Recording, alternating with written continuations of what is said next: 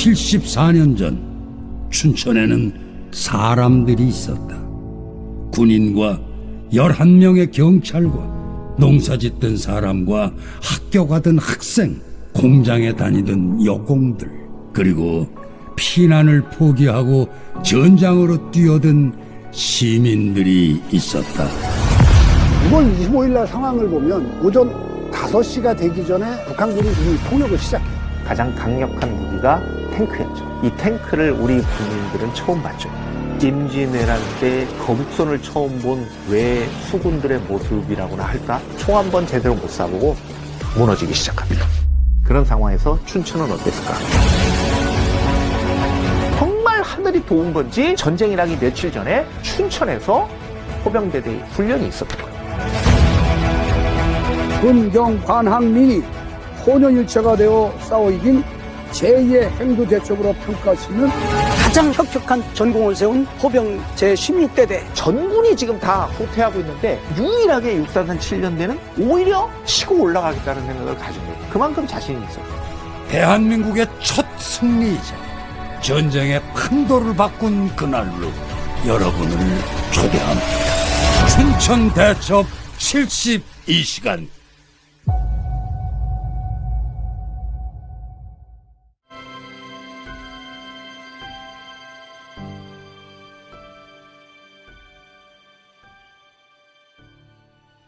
한 걸음 한 걸음 74년 전 세월의 터널 속으로 내딛는 발걸음이 위태하다.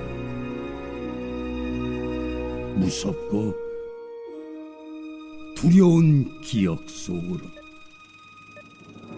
결코 지워낼 수 없는 쓰라린 역사의 상자를 다시금 열어본다.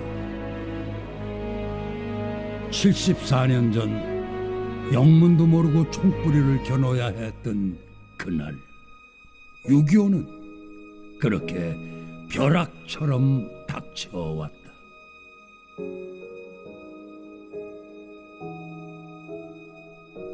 우린 무엇 때문에 갈 곳을 잃어버리고 또 그리도 많은 것을 잃어야만 했을까?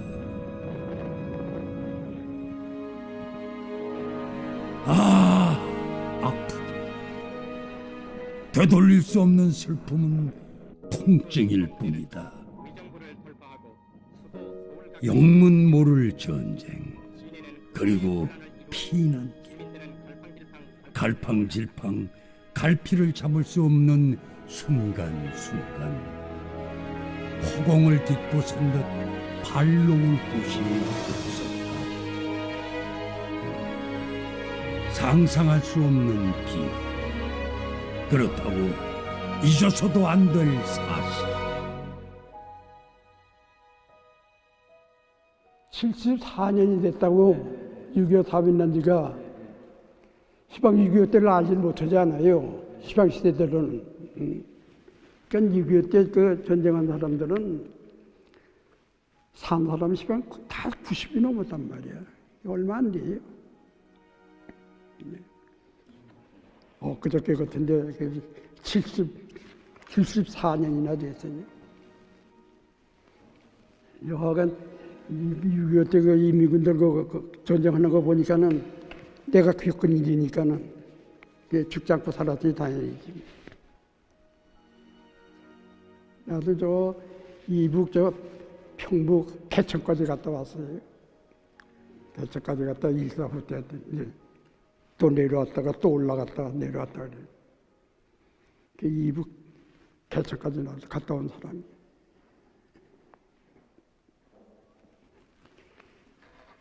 나는 솔직한 얘기가 나라에 충성하기 위해서 들어간 것도 아니에요. 난 축구 배고프니까는 군대 가면 밥 주고 옷 주고 다 잠재워주고 그러니까는 그래서 젊은 혈기에 난 군대를 간 거예요.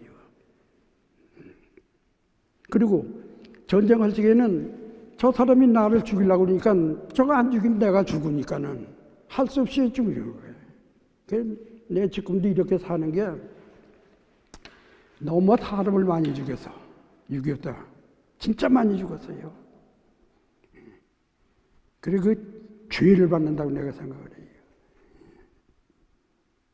그 사람들이 뭐 나오고 내 얼굴을 알아, 뭘 알아, 성을 알아, 뭘 알아. 단순히 이민군이라는 거. 그렇잖아. 나는 국방군이라는 거.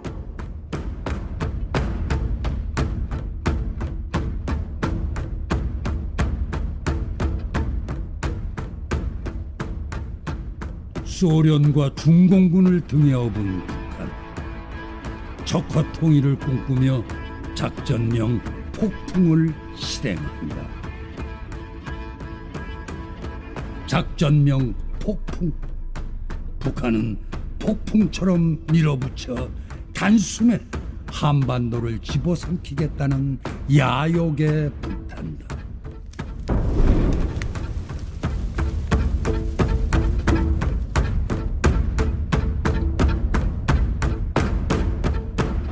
춘천지구 전투의 3일은 한국의 역사에서 굉장히 중요한 역할을 합니다. 이 대한민국의 역사가 끊어질 수 있었던 1950년 6월의 상황을 지금까지 이어온 게 어떻게 보면 춘천 전투라고 이야기하거든요. 이게 왜 그러냐면 이 작전 계획에서 서울을 함락을 시키고 북한 입장에서 수원까지 내려가서 대전까지는 금방 가거든요.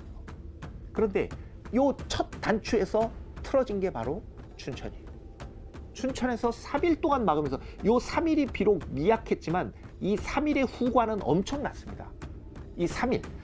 춘천이라는 일개 지역에서의 전투 승리가 아니라 북한군의 전쟁 계획을 완전히 수포로 돌아가게 만드는 계기를 제공한 전투가 되고, 그리고 특히 병력, 장비, 물자가 부족한 상태에서 북한군을 경멸했던 것은 아주 매우 큰 의의가 있는 그러한 전투인 것입니다. 북한의 작전은 이랬다. 이 군단이 춘천을 24시간 안에 격파, 수원까지 사흘 만에 진격 후 국군의 퇴로를 막아 완벽히 섬멸하겠다는 계획이었다. 일단 그 6.25 전에 우리나라 전체로는 이제 그 선거가 5월 달에 있었고요.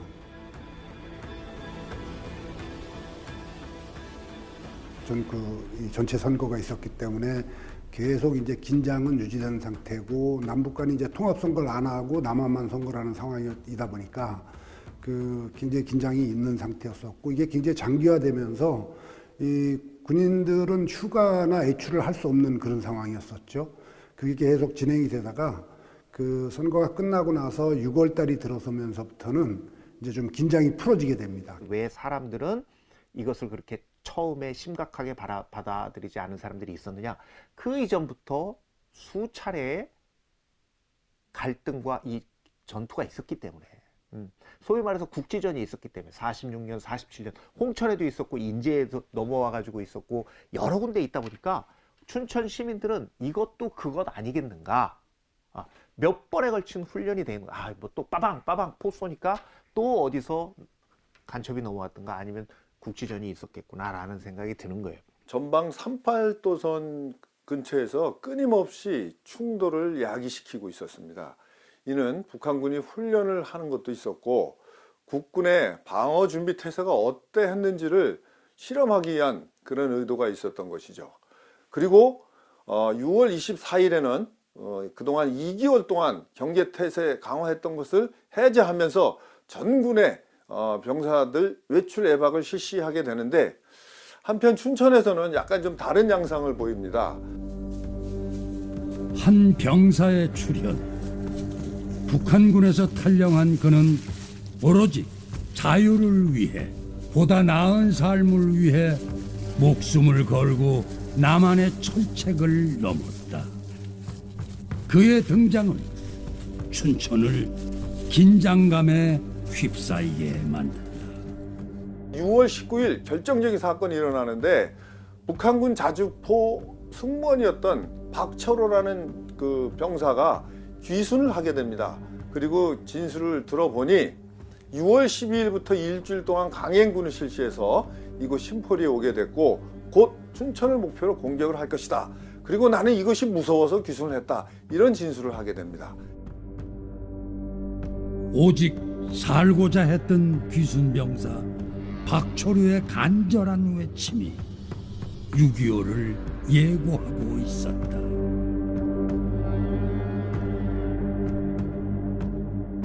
귀순병사 박초류는 북의 남침 계획을 자세히 알린다.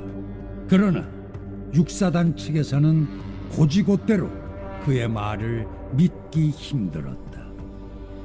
북한의 교란 작전일지 아니면 남한에 정착하기 위해 거짓 정보를 흘리는 것인지 알 수 없는 순간이었다. 그럼에도 불구하고 신뢰성 높은 그의 진술은 무시하고 넘어갈 수가 없었다. 지휘관은 귀순병사가 말한 사실을 육군 본부에 즉각 전달. 육본에서는 일상적인 일이라며 해당 보고를 심각하게 받아들이지 않는다. 박철유가 이 증언한 내용이 굉장히 구체적이었었고요. 그 모진교 북방에 지금 주둔을 하고 있고 남침 준비를 하고 있다 이렇게 이야기했고, 결정적으로 그 증언에만 의존한 게 아니라 그 당시에 육사단 7년대에 수색대대가 있는데, 수색중대가 있었는데 그 수색중대가 정찰을 나가요.